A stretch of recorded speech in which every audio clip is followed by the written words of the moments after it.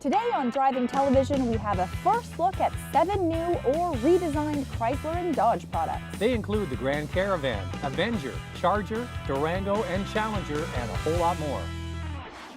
Well, Zach, here's something that I bet most people don't know. The Journey is the best-selling crossover in Canada. And for good reason. Price. It starts at just under $21,000. And I got to tell you, Lacey, of all the vehicles we drove on this event down in San Francisco, this is the one vehicle that I feel stood out the most.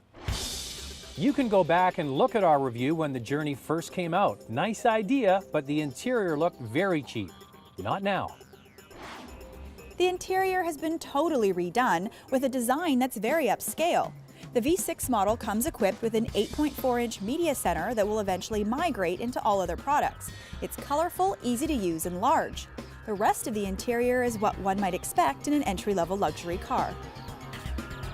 The Dodge Journey is the best-selling crossover in the marketplace. It's just below the minivan for functionality. It doesn't have the sliding doors, but a lot of people are attracted to this vehicle because it's a good family all-rounder without having to break the bank.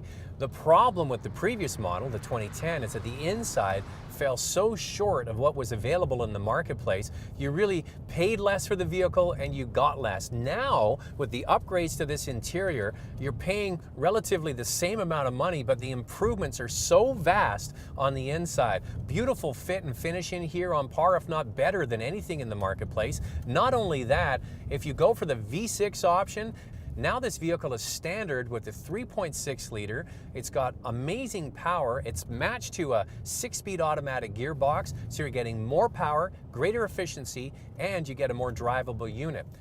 So it starts at around 21, it goes up to about 30. You think about that. Some crossovers in this class, they start around 30, and you can get a fully kitted out Journey for the same price. So it's a big deal. Also big, the Durango. Now, the Durango was dumped a few years ago, but it's back and all new.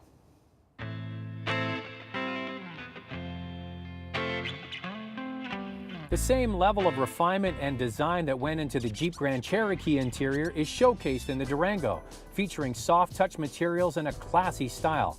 Advancements like tumble-forward second-row seats make this 3-row crossover a bargain at $37,995.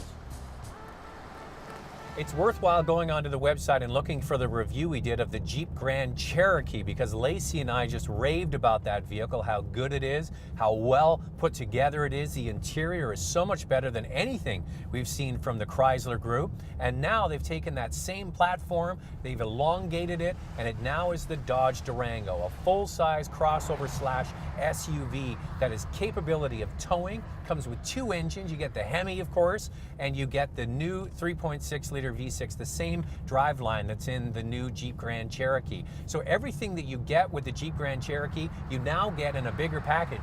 This vehicle is capable of towing over 7,000 pounds, which will make it attractive to many Canadians. So they're in a bigger space now, and one that's just as good as the Jeep Grand Cherokee.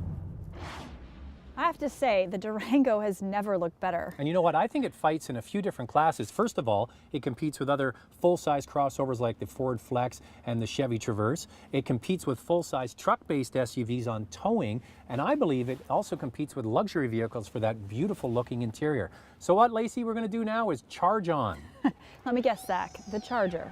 Now, a lot of people look at the Challenger as kind of like the halo signature car from Dodge, but I really believe that the Charger is the one vehicle that appeals to the masses. You see, it's a full-size car, but you can buy it for a mid-size price, and it really signifies the new direction of Dodge.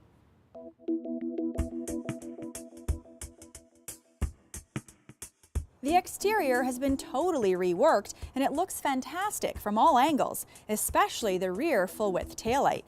The grille and hood look menacing, plus the side fender flares are all business. Every single time I would get in a Chrysler 300 or a Dodge Charger, I was always impressed by the sophistication of the ride, basically built off an outgoing Mercedes E-Class platform. So when they updated this Charger, they didn't throw the baby out with the bathwater. They took the best attributes of the previous model and they tweaked it, so the platform stays the same. You can still get the Hemi engine, but now they've modified the suspension. They've made this car more of a driver's car. In the past, it was more of a touring luxury car, great on the highway. This vehicle really is dialed in now to be a car that a driver would love, a real driver would love. The suspension is a bit more taut. You got great steering feel back to the driver. And now they've added in the 3.6 liter Pentastar V6 engine. And next year for 2012, they're going to put an 8-speed gearbox in this car. So the efficiency will be that much better. It really has been updated on the inside. It's still very clean and simple. Some might call it a little bit Spartan in here, but it's definitely functional. The Charger starts at just under $30,000, and the top of the line all-wheel drive model with a Hemi is only $10,000 more, so you get a lot of value. If you want fun, Challenger's the car to check out. After the break, we'll have a look at the new 392.